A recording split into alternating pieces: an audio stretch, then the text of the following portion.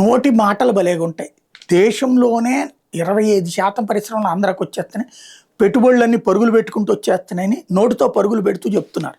తీరా చూస్తే వాళ్ళ పత్రిక అయినటువంటి ఆంధ్రజ్యోతి బాలామృతానికి తెలంగాణ భరోసా. అంగన్వాడీ కేంద్రంలో చిన్నారులు, గర్భిణులు, బాలింతలకు అందించే బలవర్ధక ఆహారం బాలామృతం. ఈ బాలామృతం ద్వారా విటమిన్ లోపాలు, రక్తహీనత నివారించాలన్నది ప్రధాన లక్ష్యం. అయితే రాష్ట్ర విభజన జరిగి దశాబ్దానికి పైగా గడిచిన ఆంధ్రప్రదేశ్లో బాలామృతం తయారీ ప్లాంట్ మాత్రం ఏర్పాటు చేయాలి.